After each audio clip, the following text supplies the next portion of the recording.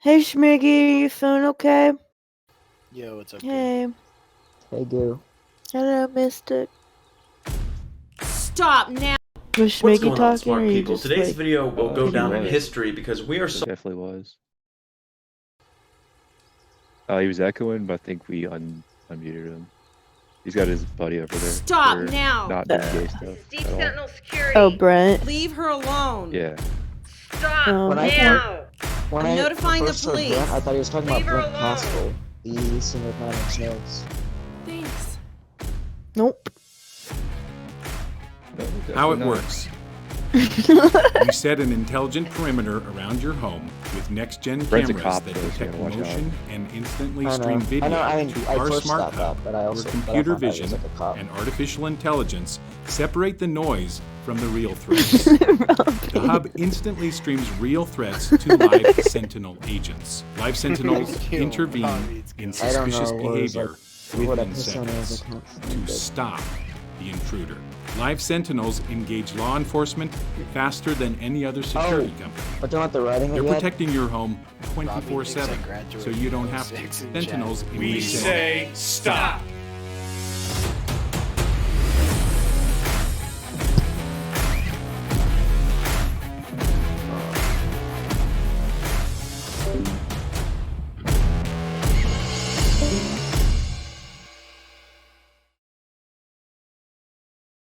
What's going on, smart people? Today's video will go down in history because we are solving one of the most important problems ever addressed in physics, brought up by none other than Tony Stark in Avengers Endgame.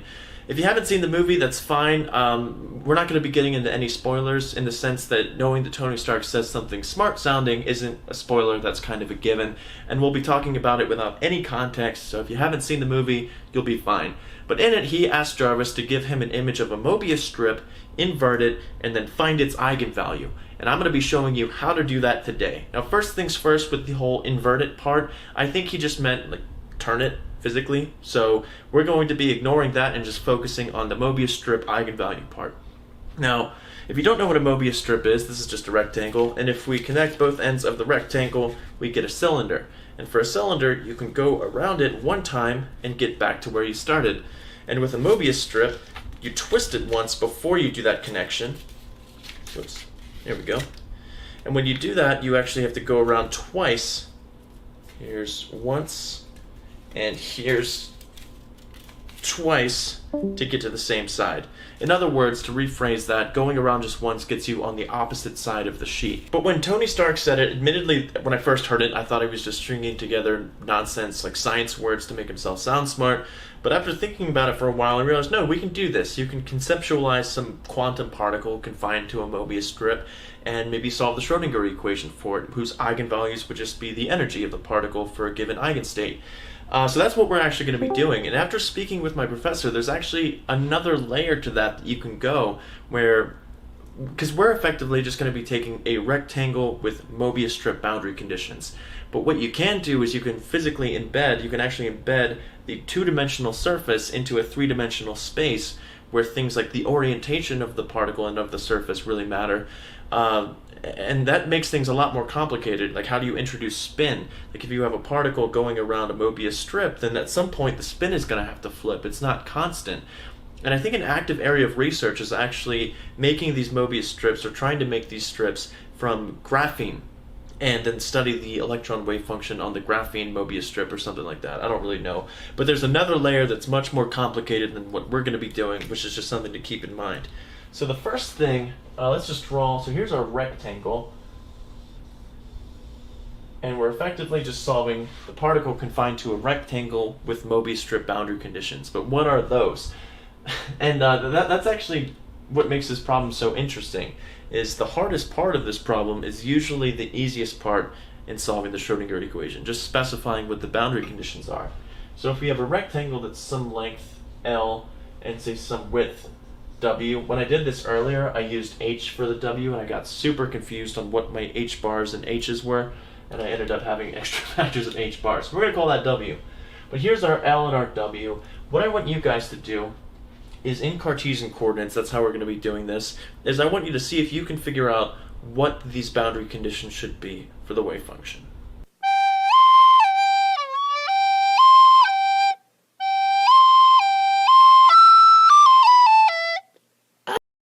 If you're serious about your business, you need to build systems.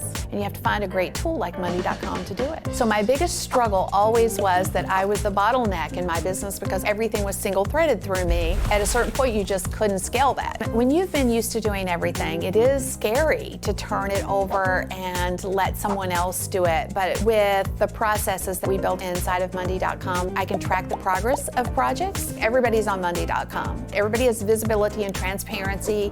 And if you do that and you leverage the power of money.com, you can focus on what you do well, your zone of genius, and ultimately create a bigger, more impactful business.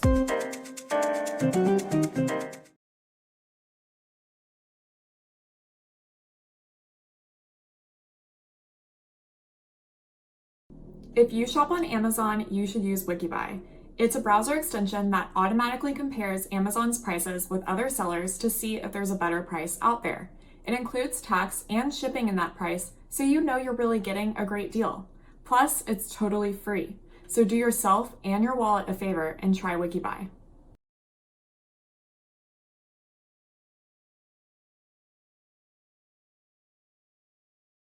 Hopefully you've just taken some time to try to figure out what those boundary conditions are, so let's see what they actually are. The first one is the easy one. The first one's easy if you think about the infinite square well. There's nothing keeping you from talking about the wave function outside of the boundary. It's just that the value of the wave function has to be 0, because it's the infinite square well, it can't leave. But since we want our wave function to be continuous, we couldn't have continuity if the wave function value at the boundary was anything other than 0, because then there would be some kind of jump there. So the wave function at the boundaries has to be 0, and in the exact same thought process, it has to be 0 for the y boundaries here, because it can't leave the strip, but it has to be continuous, so the value at the boundaries must be 0. Okay? So the first one says that psi for any value of x, but at the y boundary, so 0, x, y, or, see, that's what I did last time, was I used h all the time. W is equal to 0. So that's one of the boundary conditions. The next one is a bit more subtle, but we just have to incorporate the fact that if you go around once, you get to the opposite side of the strip. Okay? So for that, if we start at any value of x, but then we go L more in the x direction, we should be on the opposite side. So L plus, or x plus L, for any value of y, should get us back at x, but on the other side, which we'll denote with the minus y. Wrong. That is absolutely wrong. Proved over and over again. Wrong. Wrong. Very nice words, but happens to be wrong. Wrong. Future bigger brained Andrew here. I had to delete the video that I posted yesterday that had the clip that you just saw along with the actual calculating the eigenvalues of the Mobius strip, because as some of you pointed out in a very nice way, I made a mistake. These boundary conditions together are not correct. And let me try to shed a little bit of light on that. It stems from the whole, what am I calling the boundaries in the first place? If you were to take this Mobius strip and say you start on the red dot, which I hope you can see, and then you go over one distance L, you will end up on the other side where the blue dot is. Now, where is the location of that blue dot? Well, if we're going from 0 to W, if we're starting at 0 and our y ends at W, those are our boundaries, then this blue dot is going to be, let's call this some distance y. So this is y. So then the blue dot is going to be the distance W minus the distance of y. So this is going to be at W minus y. So if we insist on using those coordinates, our correct boundary condition would actually be psi of x plus L y is equal to psi of x W minus y. Now, you can go through all of this and do the calculations and go through the algebra. I did it too, and it is miserable. It is disgusting doing it this way. This is correct, this is a good way, or it's a valid way of going through it, but it's very tedious, and I don't recommend it. Instead, what we're going to do is we're going to shift our coordinates. Instead of going from 0 to W, we are going to go from W minus W over 2 minus W over 2 to w over 2. So the width is still w, we're just shifting our coordinates. And now we have a Mobius strip that's centered at 0. So if you're at y here, the blue dot is just at minus y. So this boundary condition still can hold if we use minus w over 2 to w over 2. The only thing is this boundary condition now has to change. So you can do one or the other, it's just you can't impose one without changing the other boundary condition. So we're going to be using this one here, and we're going to be changing this boundary condition to minus w over 2 to w over 2, and we'll be carrying forward with that. So I hope that makes sense. I'm sorry for the mistake.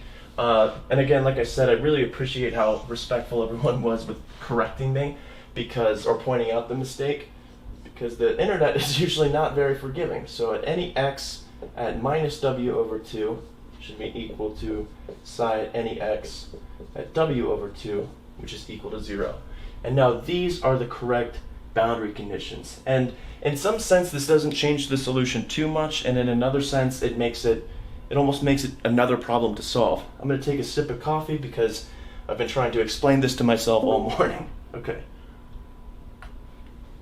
So if these are the boundary conditions, the next step is to solve the Schrodinger equation. The Schrodinger equation, or rather the wave function that you solve for, is defined by having a unique potential or a unique boundary condition.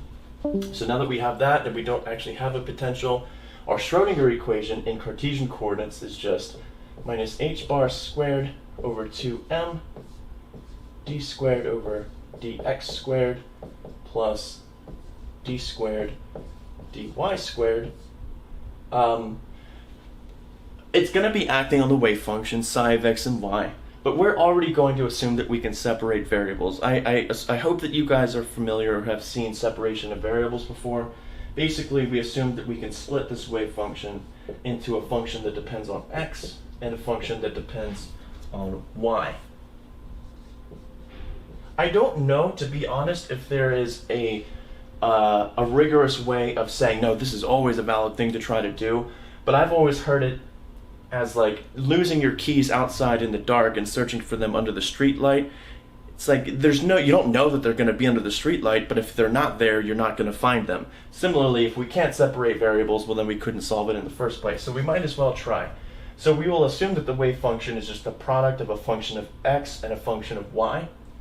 So instead of writing psi of xy here, we're just going to write f times g, where you know that this depends on x and this depends on g. And this will be equal to the energies times f times g. Okay, I'm going to erase this. Let's distribute everything out, because we don't skip steps here, because apparently then we make mistakes. So let's go ahead and multiply the 2m over h bar squared minus onto this side and distribute these derivatives. So to the i's of the x derivative, the g is going to be a constant because it depends on y, and to the i's of the y derivative, f is constant because it depends on x.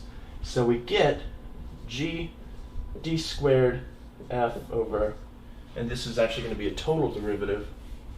I'm minding my p's and q's in this video. I don't want to make any more mistakes.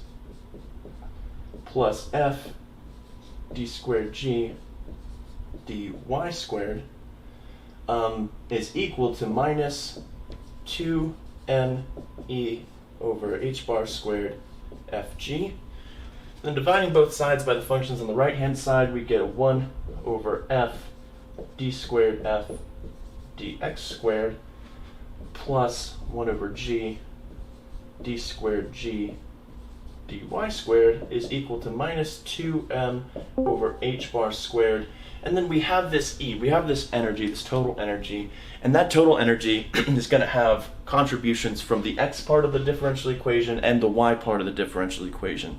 So we're going to denote that with an EX plus an EY from both of those contributions.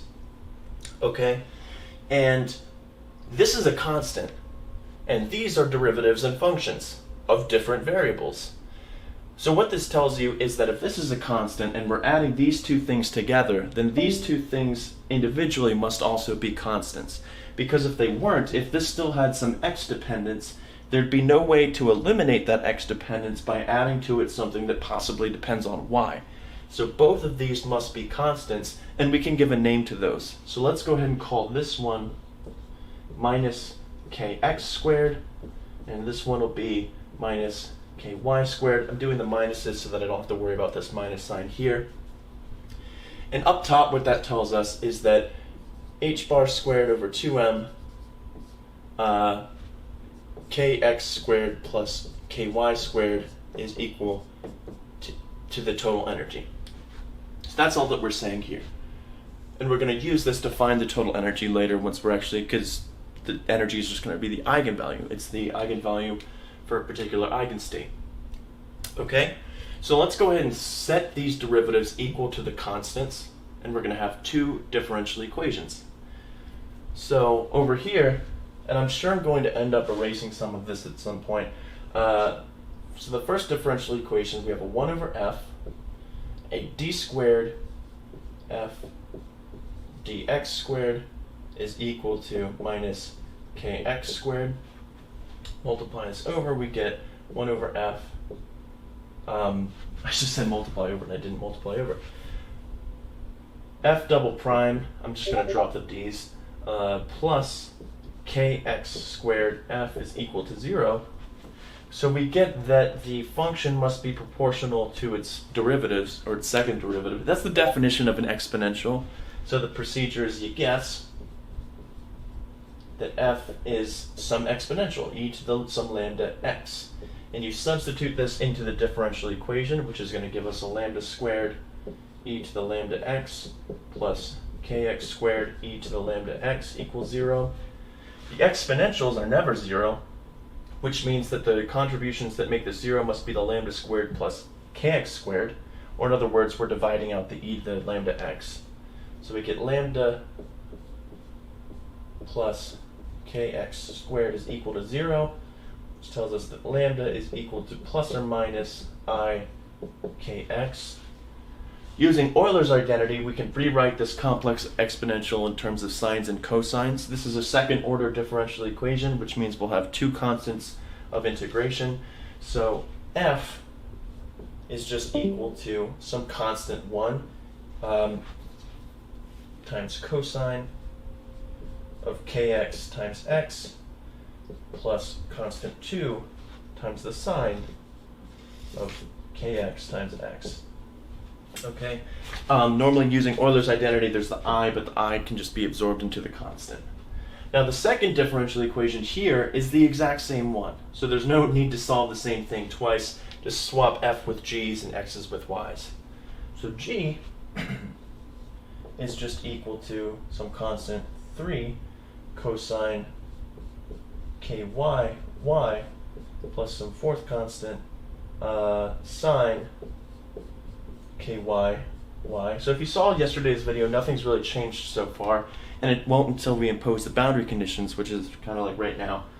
Okay, so in this boundary condition right now, we have that for any x, y evaluated at these guys, the wave function should be 0, which means that out of the product of the f and g, this is equivalent to just the g of minus w over 2 equaling 0 and the g of w over 2 equaling 0. Just the function of y, because that's the part that has to make the whole thing 0, since it works for any x.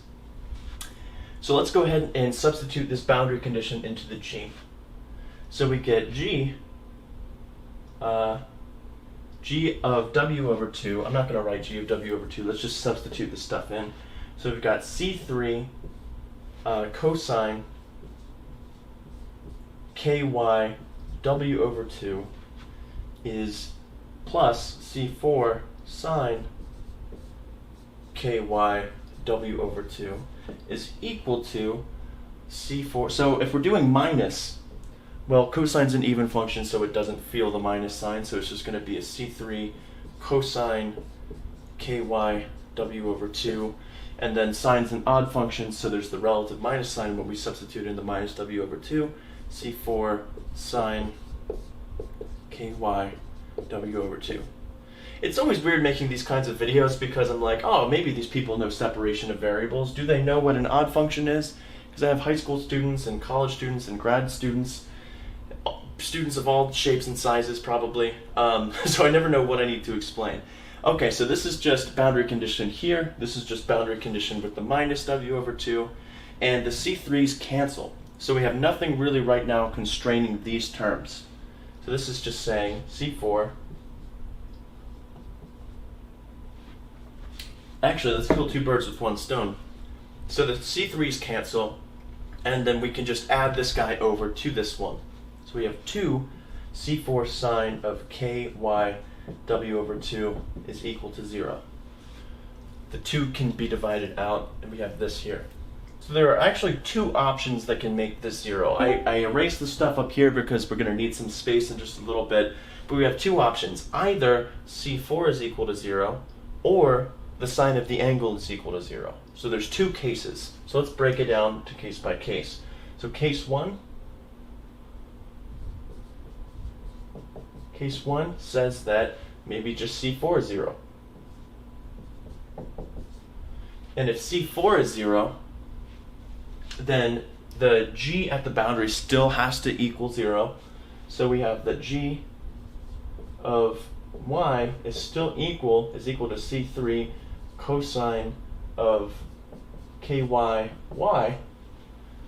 And at the boundaries it should still be 0. So at W over 2 and minus W over 2, but now that we're only dealing with cosines, the minus doesn't matter, is equal to C3 cosine KY W over 2, which is equal to 0. So this is going to be 0 if C3 is 0, but that's boring because that would mean G is 0, which would make the wave function 0 for all values. So it's got to be with the angle. And when is the cosine 0? The cosine of an angle is 0 for odd integers of pi divided by 2. Right? Cosine of pi over 2, cosine of 3 pi over 2, and so on. So this tells us that ky is equal to, let's do kyw over 2 is equal to an odd integer, so we'll denote that with a 2n plus 1 pi over 2. Okay, which tells us that ky is equal to 2n plus 1 times pi divided by w. Alright. So for case 1, we'll go ahead and put that up here. Ky is equal to 2n plus 1 pi over w. And let's make ourselves a little bit more space. So case 2, let's look at case 2 now. And we'll underline this so we know that these are the cases.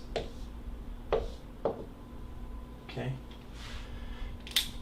Case 2 is if the angle makes the expression 0, which tells us that ky w over 2 must be just some integer times pi, n pi. In other words, ky is equal to 2n pi over w. Right? Yeah. Alright?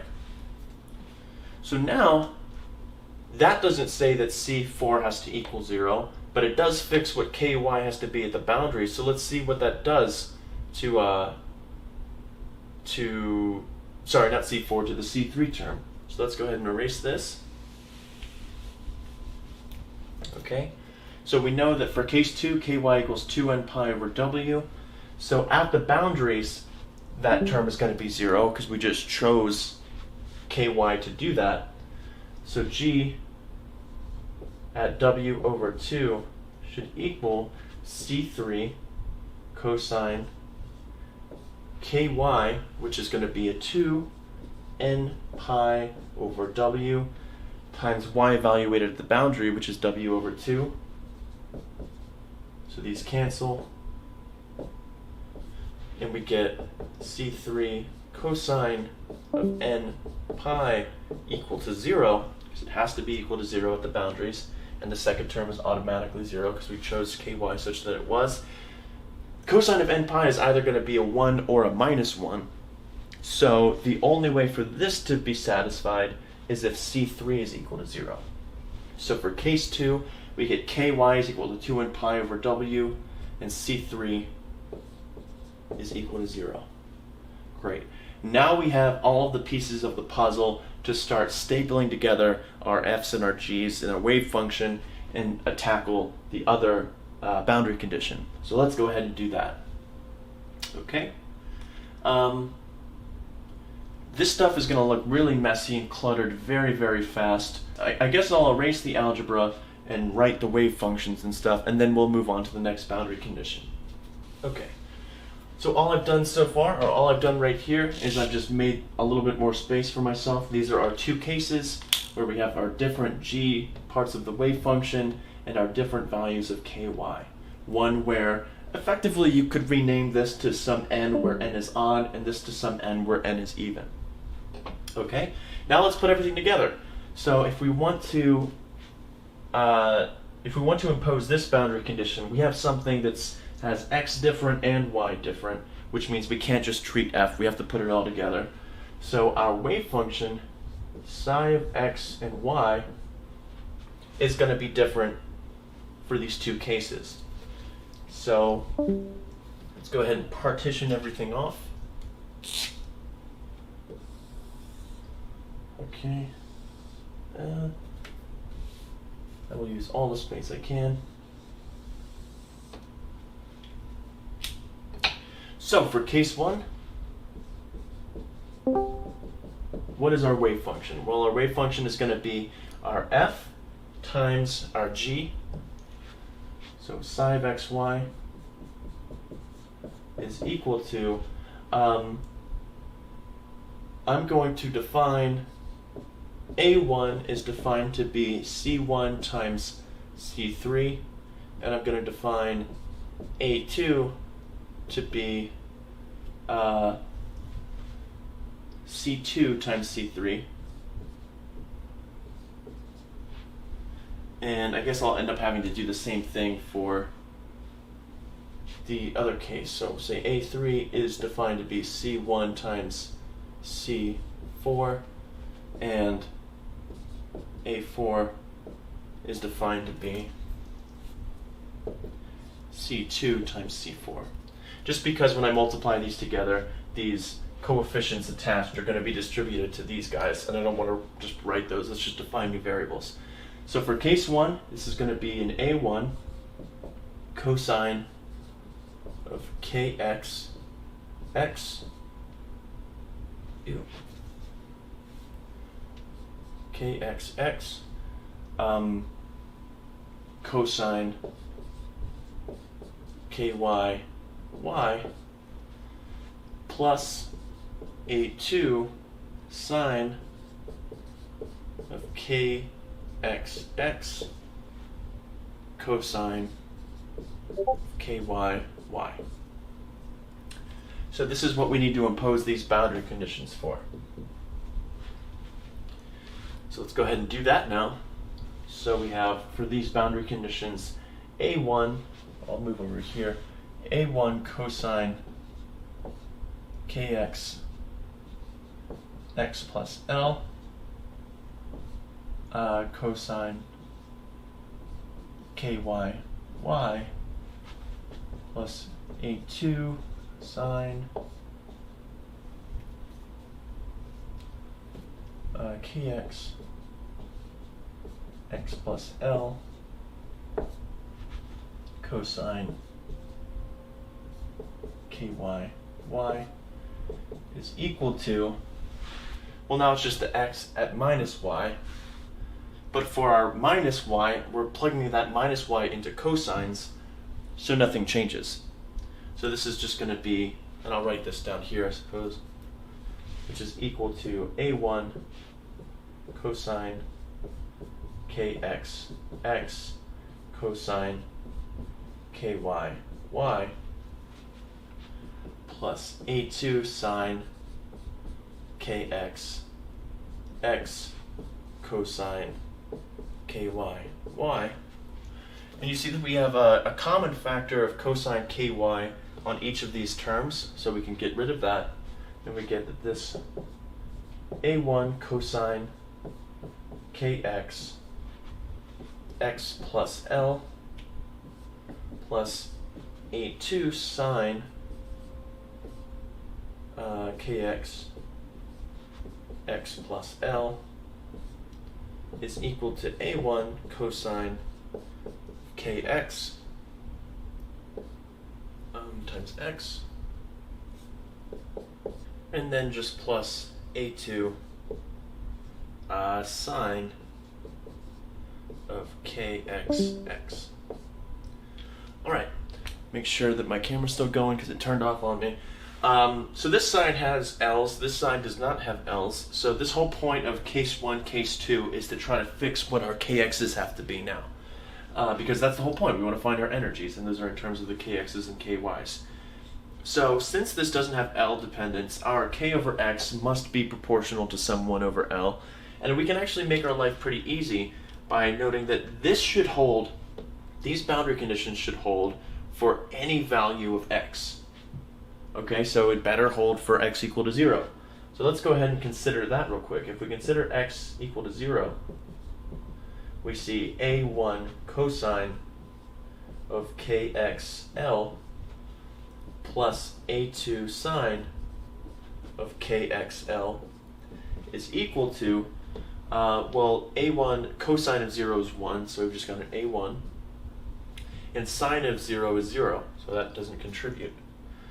So there's no A2 over here. For whenever we want to actually, or if we wanted to actually find out what all these constants were, one we'd have to fix with the normalization, but here we can actually solve for A2 in terms of A1 if you wanted to do that in the future. We're not gonna, nope.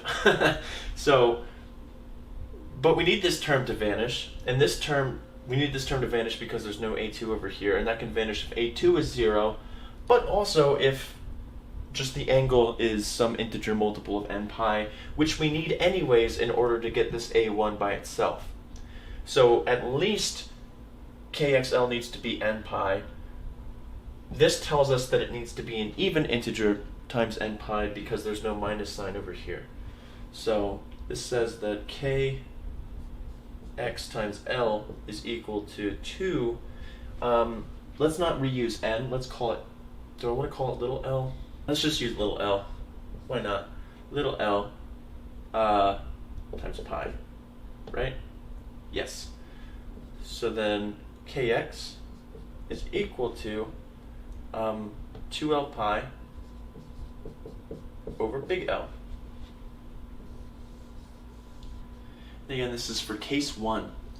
So now that we have a nice little case 1 thing, let's go ahead and plop this over here. I guess we don't really need the picture anymore. So let's put the energy relation over here. H bar squared over 2m kx squared plus ky squared is equal to E. Yeah. Okay. So for case 1, now we have kx is equal to 2l pi over big L. For big L. Awesome. And now we can deal with case 2, and then we'll basically be done. So in, I think when I did it last time, yesterday, there weren't 2 cases. There was only 1 case, which makes things a little bit more complicated for us. Or not more complicated, just more tedious. So now let's go ahead and consider case 2 and do the same thing. And to not have confusion, let's just go ahead and call these B's instead. B1 and B2. Cool. So sine of xy for case 2 is going to equal B1 cosine of kxx times case 2, which was sine kyy plus B2 sine of kxx sine of kyy. And let's go through the exact same motions. So we have B1, let me just stand right in front of the camera, B1 cosine after evaluating the boundaries, cosine kx x plus L, sine of ky y plus b2 sine of kx x plus L sine ky y is equal to b1. Well, actually, no. So here we're putting in minus y, and sine is an odd function, so the sign of the minus is equal to minus of the sine. So we get minus b1 cosine kxx sine of ky y. Same thing goes here, minus b2 sine of kx x sine of ky times y. And again, just like last time, the y terms cancel because they're on each of these, and this simplifies a little bit to b1 cosine kx x plus L sine of ky, nope, I just said that they cancel, plus b2 sine kx x plus L is equal to minus b1 cosine kx x minus b2 sine kxx. Fantastic. Anything clear here? No. So now we're running into the same thing. We've got L's on this side, no L's on this side, so our kx has to be proportional to 1 over L. And we're going to do the same thing where we say, well, let's consider x equal to 0. So for x equal to 0, then we have b1 cosine kxl plus b2 sine kxl is equal to minus b1 cosine of 0 is going to be a minus b1, and then this is going to be a 0. So we need this to be 0, so it has to be some integer multiple of 2 pi. This kxl has to be some integer multiple of 2 pi, and we need to pick up a minus sign when we do it, so it needs to be an odd integer multiple of 2 pi. So that tells us that kxl is equal to 2l plus 1 pi. Okay? In other words, kx is equal to 2l plus 1 over big L, or we can write this as 2 pi over L times L plus 1/2, which is just a normal way of writing these kinds of things. Cool. So now we have our kx's for both cases and our ky's for both cases, so we can finally find out what is the eigenvalue of a Mobius strip. Well, when Tony Stark asked Friday that, apparently it was Friday, not Jarvis, I'm sorry if you saw the last video, Jarvis should have said, for what eigenstate, you dumb, never mind. But it depends. It depends on this n, or it depends on n, and it depends on L, so it's not just the energy, it's going to be the energy sub NL.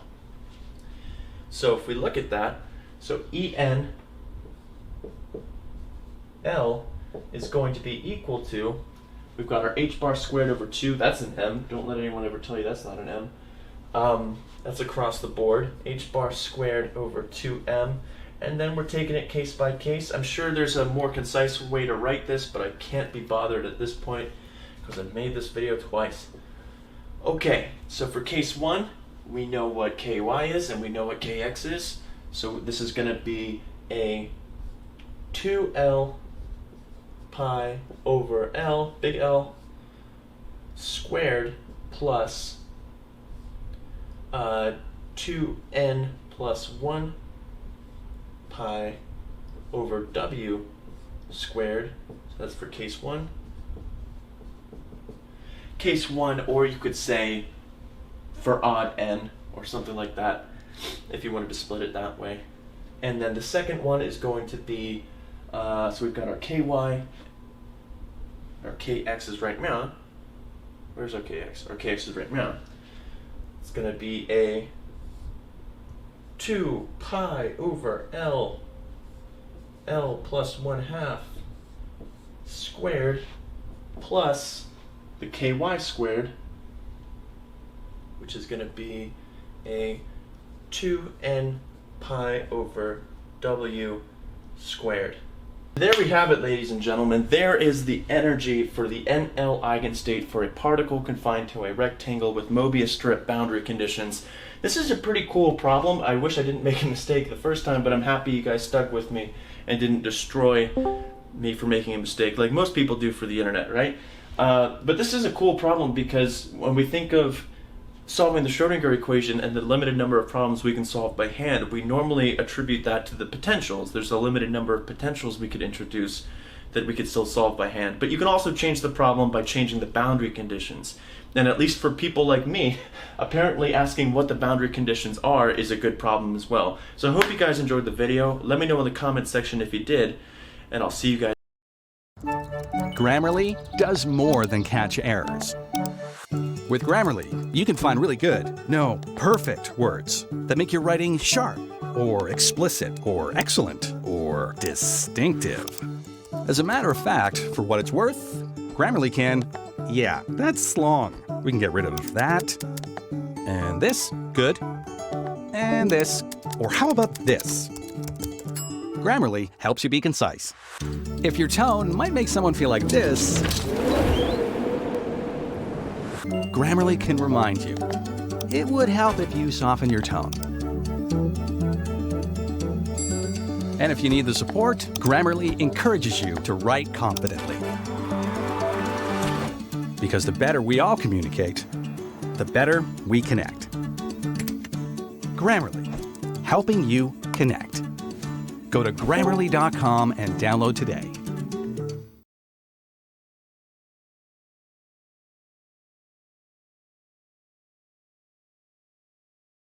Hi, this is Brock Pierce from sunny Puerto Rico, excited to share with you something today.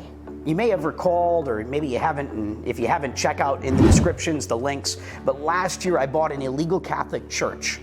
And when I say illegal Catholic church, we have to go back to 1746 when this property was built. This is when the Protestants had pushed out the Spanish, and the Spanish being, sort of representative of Catholicism at the time, and so they outlawed the building of new churches and things of that nature, but there was a convent, and this is right near Rembrandt Square, right in the center of town, amazing location, and this convent filled with widows that had all agreed to never remarry said, hey, we need a chapel, can we please build a chapel next to the convent? And since it was only for widows that had agreed to never remarry, they allowed for this small chapel to be built. It's a magical place. The front door is like God handing down a coin to man. It's right next to the first mint, or what's called the Tower of Coins in the Netherlands. You can check out information in the description, and while you're down there, please subscribe, smash that like button. And I bought this illegal Catholic church with what I believe was the first crypto-based mortgage. Not the first time anyone bought real estate with crypto, but the first time I'm aware of anyone buying a piece of real estate with a crypto-based mortgage or a crypto-collateralized loan. I was able to do this thanks to Nexo. Nexo allowed me to take out a loan collateralized by Bitcoin to buy this property.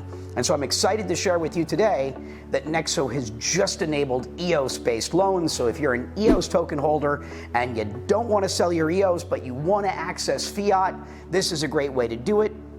And especially in these times, certainly in this crypto bear market, not everybody wants to sell their crypto, but you might need to get fiat, certainly end of year, whether that be tax planning, whether that be holiday shopping, maybe you need to buy a car, hopefully not a Lambo.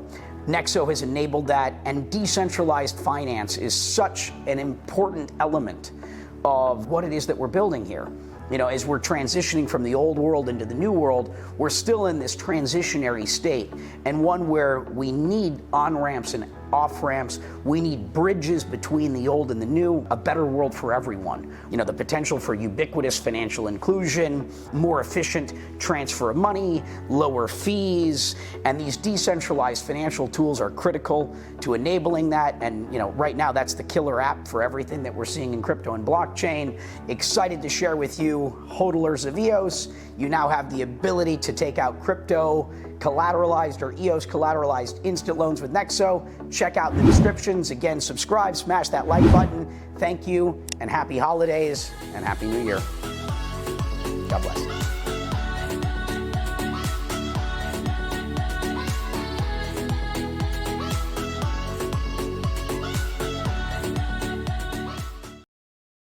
There.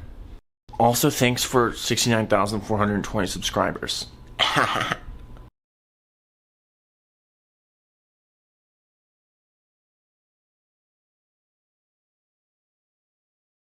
We'll start very slowly, but don't worry, we'll speed up in a moment. A strip of paper, and I glue the ends into a loop, a straight loop, and I cut it along the center line. Well, what's going to happen? Well, everyone can guess what's going to happen. In fact, everyone knows with total conviction what's going to happen. It splits into two halves. Next, we're going to make the famous object movie strip. Now, that's one twist, 180 degrees, and glue the ends. And this is the well-known object which has only one face and so forth. What's going to happen if we cut this along the center line?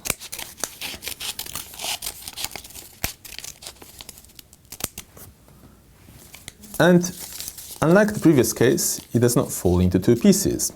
Now, so far so good. And people might say, oh, I have already done that, and so forth, and it's in books. But even professional mathematicians often don't realize how many twists there are in this resulting object. In this configuration, you see, all the twists are in the upper half of the strip, and the lower half has no twist. Okay, let's count the number of twists that this object has. In order to do so, I'm going to apply the violence, and I'm not going to move, cutting the lower half, and start untwisting the top. 1, still twisted obviously, 2, 3, it's straight but still twisted, 4, and finally it's straight. That's not what I wanted to show you. What I wanted to show you is something different. What we would like to do is to glue together those strips. For example, that's straight against straight, glued at the right angles to each other, and what we are going to do is to cut this kind of object all the way around the center line, all the way around the center line. Not only straight ones, but also we'd like to glue movie strips. So there are 4 possibilities. Straight against straight, straight against Mobius, and Mobius against Mobius. And now you're thinking, well, Tadashi can't count because there are only 3 cases, but actually there are 4, because when you glue Mobius against Mobius, those 2 Mobius strips can be of the same chirality, that is, they might be twisted in the same direction, or they can have opposite chiralities, that is, they are twisted in opposite cases. A priori, maybe they'll produce different results, so we have to be careful. Straight against straight. Here is a cross, and I glue the ends. That's one straight strip for us, and then the other strip, like so. By the way, a little bit of engineering advice is, if you want to show this to friends and family, it's very tempting to make the strips loops and then glue them at right angles, but then it becomes really difficult actually. You have to go in there and glue, and it's nasty. So it's much better to make a cross and then glue the ends. By cutting all the way around one center line, all the way around the other center line, somewhere in the middle you have to make a cross cut. Yeah. But in order to make the suspense last, I'm going to leave the cross cut until the end. So here I started cutting one of the loops all the way along the center line, and the other loop along the center line, also all the way around, but leaving the cross cut until the end. Here. This is the picture just as we are about to finish cutting. You can see that this was one untwisted loop cut along the center line, and this was another untwisted loop cut along the center line. Okay. Now, earlier, when we had a single untwisted ordinary loop, and when we cut it along the center line, it just split into 2 halves, the results of which are visible here. What's going to happen this time? Are you ready? I'm going to cut this, finish cutting it, chop, chop, and what emerges is a flat square. That's funny. Flat square, what happened? Okay, we'll come back to that in a moment, but let's try the next case. Let's try straight against Mobius. That's a straight strip, and then the other one I'm going to twist once into a Mobius strip, and by which I mean twist one and then glue the ends. Okay. This object is genuinely different from the previous one. So when I cut this object along the center line like this, center line like this, it should produce something hopefully different. Let's try it then. As usual, in order to make the suspense last, I'm going to leave the cross cut until the end. And then now the other loop. Let's cut along the center line. Cut, cut, cut. And then that's the picture that we have as we are about to finish cutting. So you can see that this was the straight loop which has been cut along the center line, and that was the Mobius twisted and has been cut along the center line. And this, as we say, is different from the previous one, straight against straight, because of this twist. Now what's going to happen when I finish cutting everything? Are you ready? And finally finish cutting, and what emerges is again a flat square. Well, that was disappointing, or interestingly disappointing. I mean, maybe we're getting a flat square every single time. Straight against straight, flat square. Straight against Mobius, flat square again. Let's now do Mobius against Mobius. But now we'll do two Mobiuses of opposite chiralities, that is, twisted in opposite ways. Now, if you want to show this off to friends and family, you have to remember that it's opposite. And in order to do so, you have to exercise your short-term memory. Here, first, let's glue this by twisting this piece clockwise or in a right-handed screw fashion and make a Mobius. Yeah, and you have to remember this. So that's one. In a moment, when I'm about to close the other one, wait, what have I just done? Was it clockwise, anti-clockwise? What was it? Well, it was clockwise.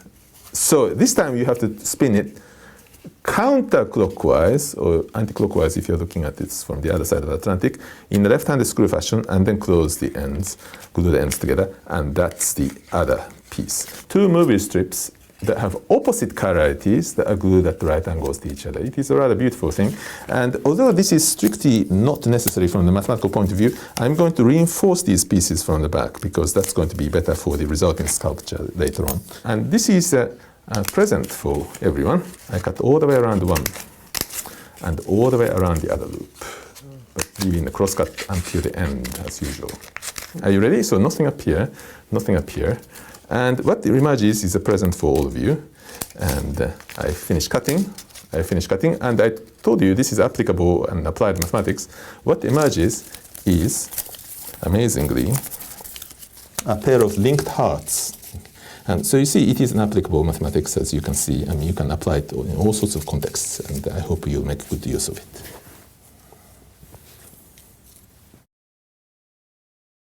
Now let's understand why we get a flat square. Until now, in a silly attempt at theatrics, I was leaving the crosscut until the end. A good point of view, however, good way to think about this, is to cut one of the pieces completely around. 4, and finally it's straight. So the object had 4 twists, not 2. Where do the extra 2 twists come from? You know, as I say, we seem to have proved a moment ago that the object should have 2 twists, but it had 4 twists, and it comes from the following interesting effect.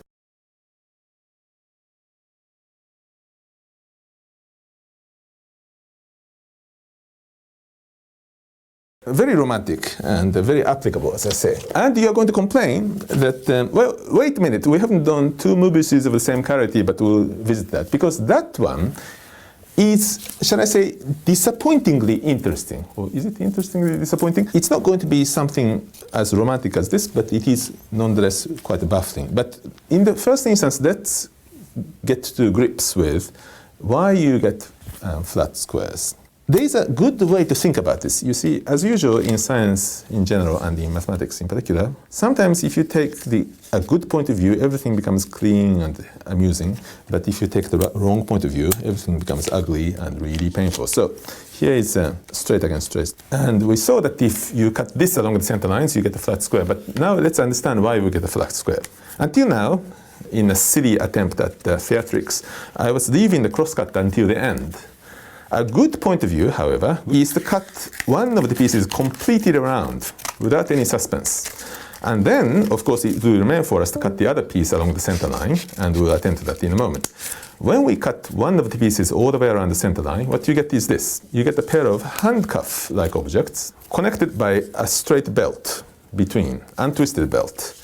So what we have to do is to cut this belt part along the center line, and at this stage I think you can already visualize what's happening. What are we going to get when we finish cutting this? Square. Because we are in this configuration, and when we open it you get a square. So you see where it comes from. It came from this. You can see that was straight against straight, cut open, and cut open, that's a square. So we now understand, we can visualize in our heads how this square comes about. How about straight against Mobius? That's actually an interesting case. We shouldn't make the suspense last. We should cut one of the pieces all the way around. Which piece? It turns out that it's helpful to cut the straight part all the way around. And we know that we get the flat square, and our job is to understand why we get the flat square. Okay, after we cut the straight part, what you get is this. You can visualize, right? It's a pair of handcuffs again, but this time connected by a belt which is twisted. Or if you like, you can have an untwisted belt, but now handcuffs on opposite sides of the belt. So now, so the previous case, straight against straight had handcuffs on both sides, on the same side, but here on this end and on this end. Okay. Now, what's going to happen if we cut this along the center line? That's the finishing job. But before we do this, let me work a piece of magic. I take this, and then I turn this around. So I get exactly the same thing as the result of two straight against straight. And you're allowed to do that? That's not breaking any rules? Well, who knows? But, you know, it's the same piece of paper. And I can start and finish it wherever I like. So if I cut this, I'm going to get the square. This operation that I have just, shenanigan that I have just performed in front of you, corresponds to the following thing. If I cut this along the center line, what you would get is not, in the first instance, a flat square, but you will get something like this, kind of a twisted version of flat square, like that. And all you have to do is to untwist it, and then it becomes flat. And that corresponds to this operation of taking this and then turn around, and here we are. You get another flat square. Okay, that's very nice. Well, it remains for us to try two Mobiuses with the same chirality or the same twist. Let's remember in which way we are making the Mobius. Let's twist it clockwise, and the other one also. Let's twist it clockwise. By the way, some of you might be worried, well, this is clockwise seen from this side, but if you see from this side, but it turns out to be the same thing. So, two of them clockwise. So you have two Mobius strips, exactly of the same chirality, glued against each other. I'd like to emphasize that this object is very, very symmetric. Two copies of the same Mobius strip, same including the orientation, twisted the same way, glued at the right angles. So if I position it this way and turn it around this way, you obtain exactly the same thing. There is a symmetry there, rotational symmetry. On the other hand, cutting this object along the center lines is of course a symmetric operation. I mean, it doesn't distinguish left or right. So we are applying a symmetric operation to a symmetric object, and there's a widespread belief, indeed a conviction in science, that if you have a symmetric situation and apply a symmetric operation, what you get out is symmetric. Okay, let's see if that's going to happen. I'm going to cut this along the center lines, respective center lines, a totally symmetric object, and I'm doing a symmetric operation. And you'll see why I call it interestingly disappointing or disappointingly interesting in a moment. And I cut it all the way around. So here I go. I finish cutting everything. And what emerges is, first of all, disappointing because they separate. Oh, how unromantic, you know, as opposed to the linked hearts before. But there is something really wrong about this unromantic object. You see, I got two pieces, and one of them looks like a boat.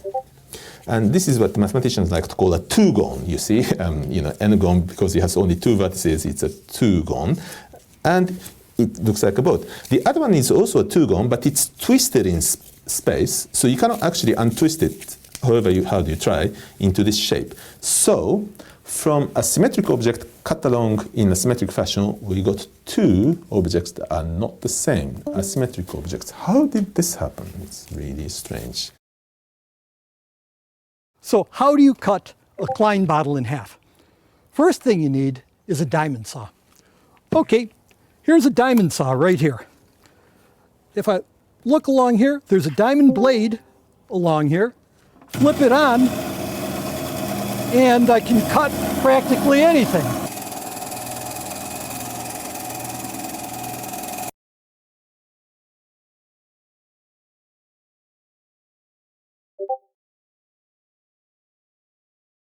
A strip of paper, a paper ribbon, and two ordinary paper clips. We bend the paper strip in a Z or S shape like so, going winding about like that.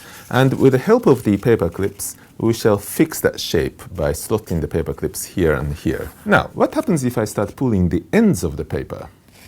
Well, you can see that the paper clips come closer and closer together because they're being driven by the paper.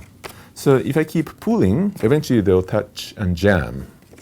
But if I keep pulling nonetheless, they hop, and when I pick them up, they're linked. That's quite interesting. They're linked.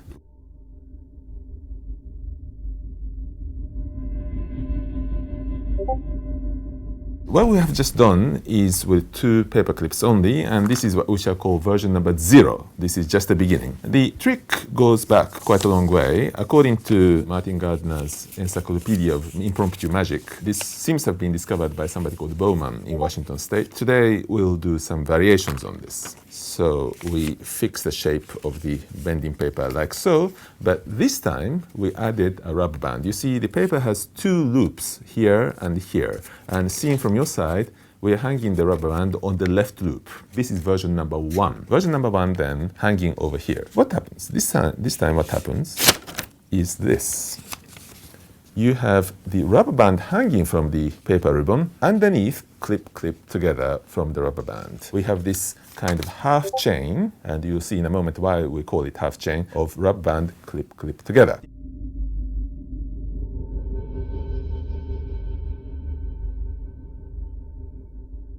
In science, you have to exercise your power of imagination and observation, especially. You can't just take something and say, oh, this is not going to matter, and reject little differences of innocuous appearance. Maybe you have to pay a lot of attention to such little differences. To illustrate that point, let's do something that looks like version number 1, which we have just tried, but isn't quite. Number 1 that we have just tried looked like this. The rubber band was hanging from the left loop of those two loops. Okay, now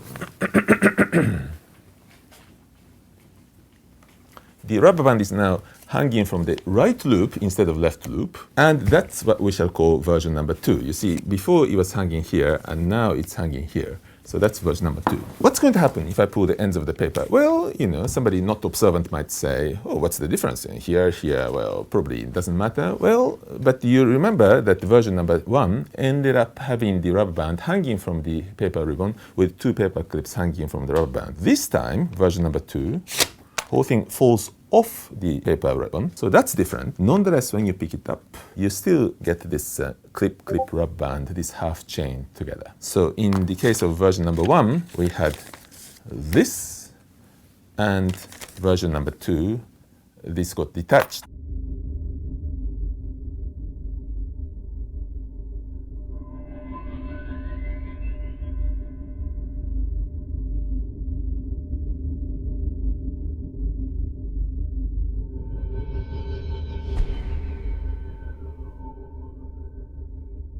Having tried version number 1 and version number 2, it becomes tempting, indeed irresistible, to try both at the same time. What is 1 plus 2? Well, it's very lucky that I have another rubber band here. I think, and I'm sure you think too, 1 plus 2 should look like this. You see, because by itself, this rubber band, this one, is in the position of version number 1. It's hanging from the left. This one, by itself, is in the position of version number 2. So 1 plus 2 should be like this. It's doing 1 and 2 at the same time. So the question is, what happens if I pull the ends of the paper? What's going to happen to the 2 rubber bands this time and 2 paper clips? Before we do that, however, let me debunk myself a little bit. The fact that in the version number 1, the rubber band stayed on the paper, and number 2, the rubber band fell off the paper, is in fact no mystery. We can understand this. So let's try to understand that by ignoring the paper clips. You remember that version number 1, it looked like this. The rubber band was hanging from the paper on the left loop. If you look carefully, you see that the paper strip goes through the rubber band and then passes on the side. In other words, the rubber band is linked with the paper strip. So if I pull the ends of the paper, of course, it stays linked and it has no choice but to stay on the paper. That is why in version number 1, the rubber band stayed on the paper. In contrast, version number 2 looked like this. Over the 2 loops in the paper, it was hanging from the right loop. If you look carefully, you see that the paper comes into the rubber band but goes back out. Yeah. So the rubber band is in fact not linked to the paper. When I pull the ends then, being unlinked, the band is free to fall. That is why the rubber band can fall off the paper in version number 2. So the fact that the version number 1 stays on the paper, number 2 falls off the paper is no mystery, as I say. That's a purely topological thing that we can understand. Let's go back then where we left off and try to do 1 plus 2. So what's going to happen if we do 1 and 2 at the same time? You should pause and try to guess. They're all going to be linked and on the paper. Good. But a bit more precisely. I picture it all one big long chain. Long chain. Rubber band, clip, clip, rubber band in that kind of order. Or rubber band, clip, rubber band, clip. Or maybe 2 rubber bands get linked, where I do that only for money. And I don't know. I picture, my guess yes. is rubber band, paperclip, rubber band. Excellent, okay. So that's quite nice. By the way, it's always important to guess anyway, because, you know, guessing is really the way to learn and, in fact, advance in science, both for students and researchers alike. Because if you guess right, you are very, very proud, you know, you got it right. And if you guessed it wrong, you are really shocked. Well, maybe not really, but slightly shocked. And that engages your thinking and you can learn what happened and then it makes you a little smarter next time. So always guess before solving any problem. Okay, let's try doing this. My friend Brady guessed rubber band, clip, clip, rubber band. Let's do this. 1 plus 2. What's going to happen? Here we go. Of course, that's what happens. Congratulations. And it makes sense in retrospect because if we didn't have this rubber band, you see that configuration, the remaining configuration is of course the number 1 configuration. If we didn't have this rubber band, well, you get clip, clip, rubber band hanging. That's number 2, but that would be, because this rubber band is not present, would be detached from the paper, so everything will fall down. So together, you get this long chain.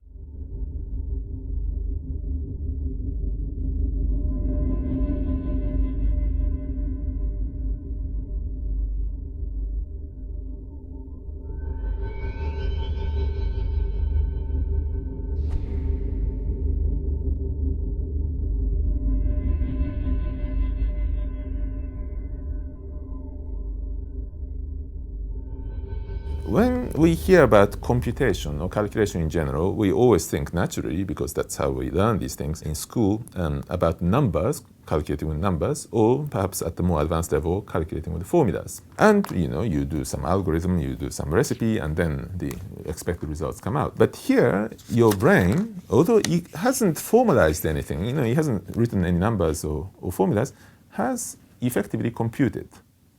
It has caught on to something, some really rich pattern in nature, and has started understanding what was going to happen. So it's quite curious that your brain is good at computing, even without numbers or formulas. Okay, what happens if I take 2 copies of number 1 on this paper ribbon and do the same experiment of pulling the ends? 1 plus 1 looks like this.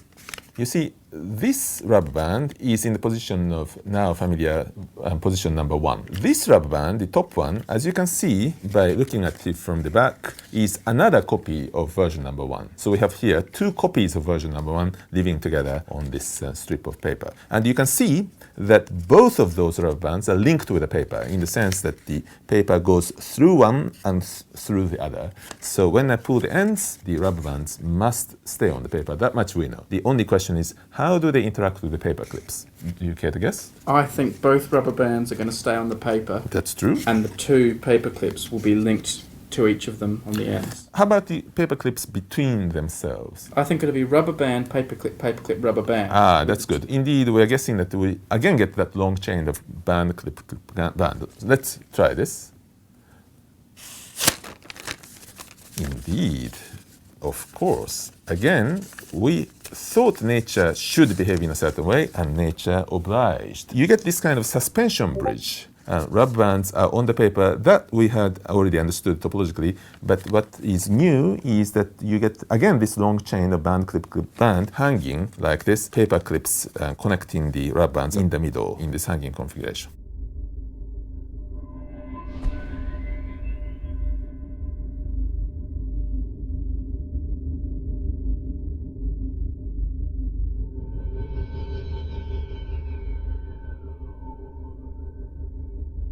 That's 1 plus 1. So 1 plus 2 was like this because number 1 is linked to the paper, number 2 isn't.